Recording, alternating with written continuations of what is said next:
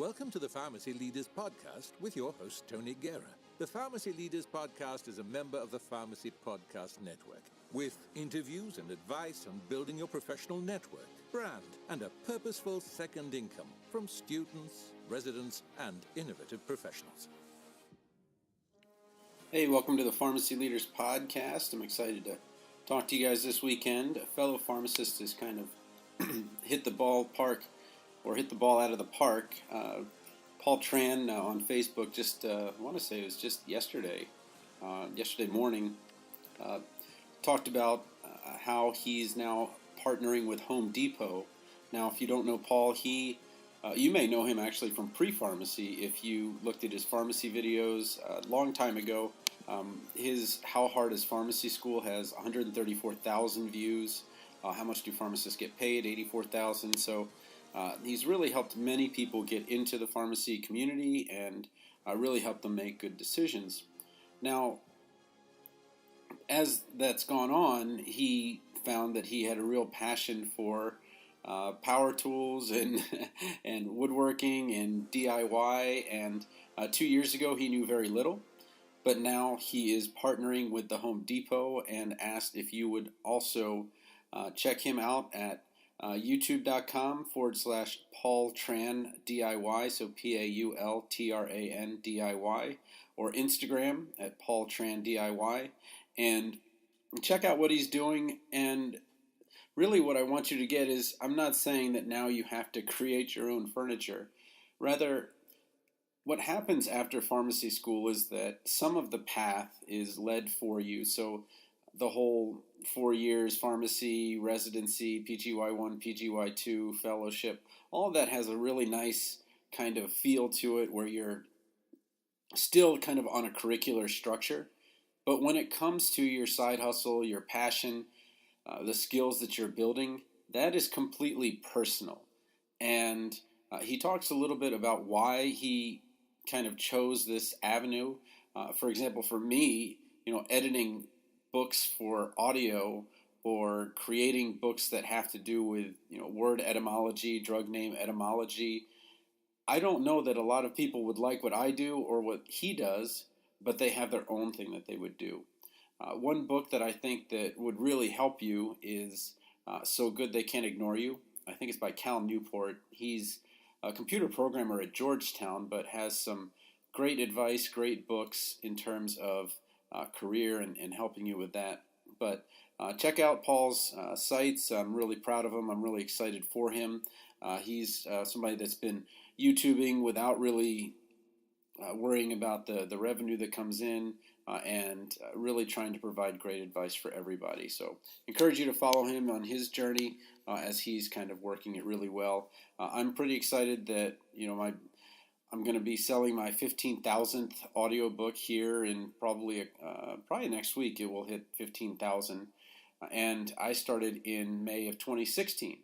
So again, we're on about the same length of time. It's only been about 2 years and a couple of months that I've been doing anything with audiobooks, and it's become a great revenue stream, so that when I have 3 children that go into college at the same time, hopefully I'll have the things in place that I need to help them succeed, and that they don't have to pay the whole boat and get into this financial aid mess that we have in this country.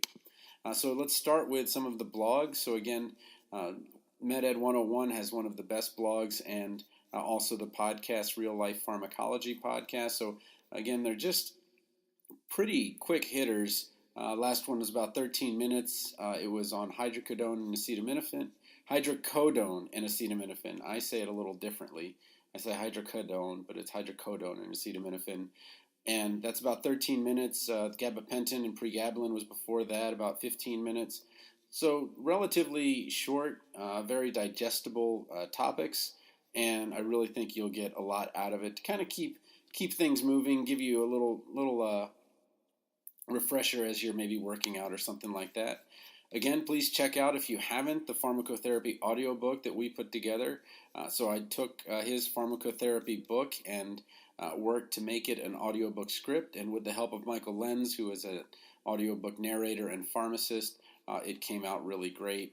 We put out that we had some free audiobook codes, and we had over 400 people email for those codes. So you can still get it free if you've never had a book on Audible or Amazon, and you can just sign up, and then if you want to quit, you can quit. But I am kind of an audiobook junkie, so I listen to them quite often.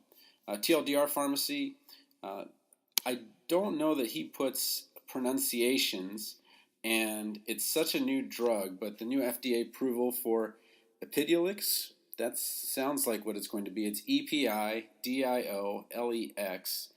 and this is, I think it was by two P4 students at UT Austin, Sammy and Sarah, that wrote it, so you can read a little bit more about them.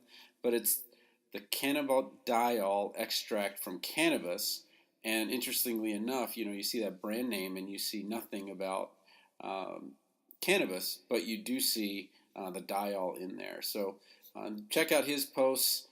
He's really, it's just so much different reading his literature than it is reading the primary literature.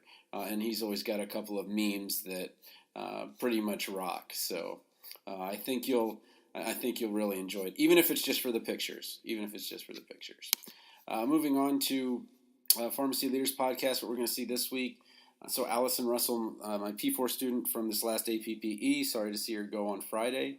She did an interview with one of her classmates and got a really good sense of what it takes to do leadership, what it takes to be part of leadership in organizations, but also kind of how to fit it into the schedule, because that in some way you need leadership positions, or you should have leadership positions, whether for residency or a job, but they do a great job kind of with a back and forth.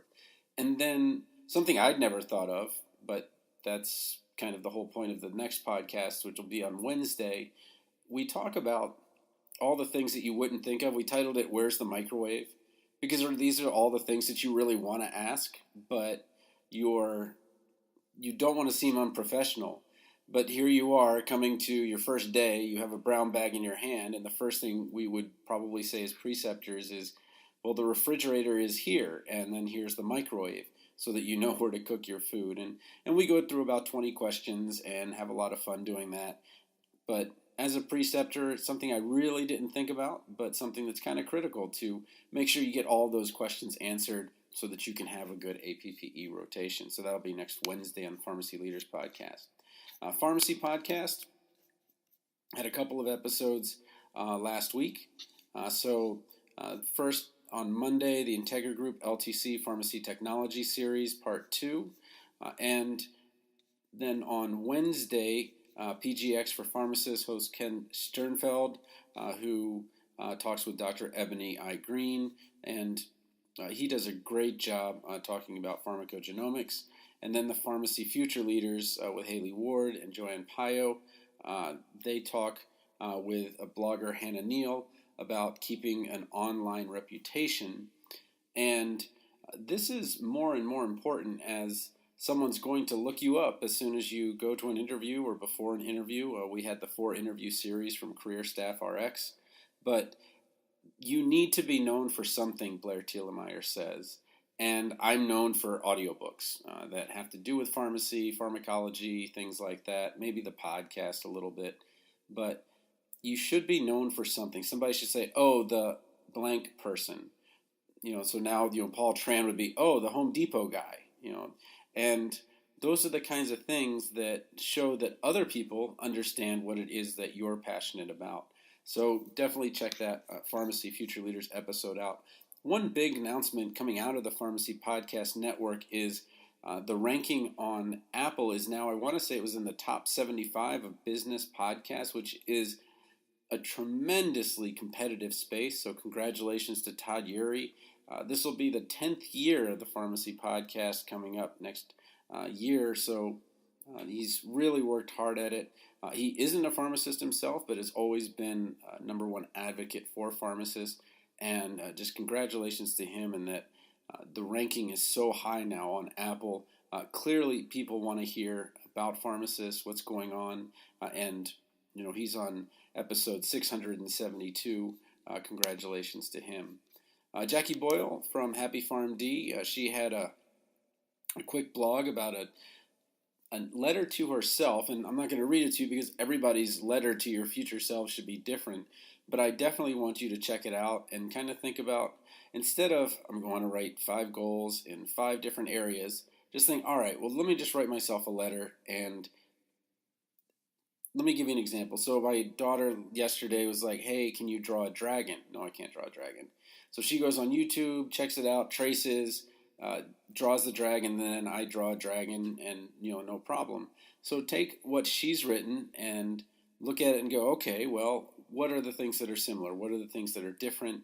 And take the time to write that letter, because I think that it will make your goals clearer. There's an expression that most people don't aim for anything and hit it with amazing accuracy, and that's because they don't have specific goals. So definitely check out Happy Farm D's Jackie Boyle's blog post. You're a financial pharmacist. They had the other forgiveness, which is talking about the non-PSLFs. And for those of you that don't follow them regularly, PSLF is the public service loan forgiveness, so things like hospitals, nonprofits, and things like that. But if you're working for Walgreens, CVS, I think there's other forgivenesses that are possible, and check out their episode. I listened to part of it, but I haven't gotten through the whole thing. Obviously, I don't have any student loans, but really it's become such a problem because if you want to innovate in pharmacy, you need the flexibility to move around, and I think right now people are just scared to leave their jobs, or they're taking on additional part-time jobs so that if they lose one of their jobs, then they don't lose everything, still trying to support their families. Things are just, I think there's definitely an undertone or a tone of fear within our profession, and while we're trying to be optimistic, I definitely think that seeing this many graduates come out every year, year after year, regardless of the innovation, because the number of graduates combined with this debt load that they're bringing on makes it very, very uncomfortable time for us. Going to Talk to Your Pharmacist podcast. I know she had one on pharmacogenomics on the 18th, but I haven't seen anything since. And then I already talked about what's coming up on the Pharmacy Leaders podcast. Let's see. So the YouTubers that I follow, Brian Fung, he had a vlog about the movie Crazy Rich Asians. I haven't seen it yet. I think we're going to hopefully wait till it comes out on Redbox so that we can watch it as kind of a date night movie. I think it'll be a lot of fun. It looks like it's really, really popular, and just be a lot of fun to check that out. But check out his vlog on that.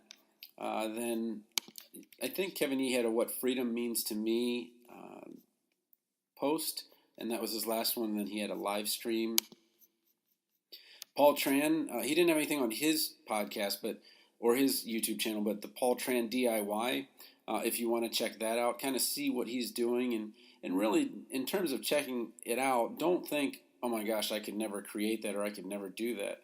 Well, 2 years ago, he said he never used a power tool before. So it's seeing someone do something complex just a couple years after. I wasn't saying, oh, my goal is to write 8 books by such and such date. I just started with one, and then I just went to the next and went to the next. Some of them worked, some of them didn't. And it's just a matter of getting through and figuring out what your weaknesses are within your side hustle or side profession, and kind of going through there. It's a lot like this. I joined CrossFit 3 weeks ago, and each week you can call it a deficient muscle, you can call it a weak muscle, whatever it is.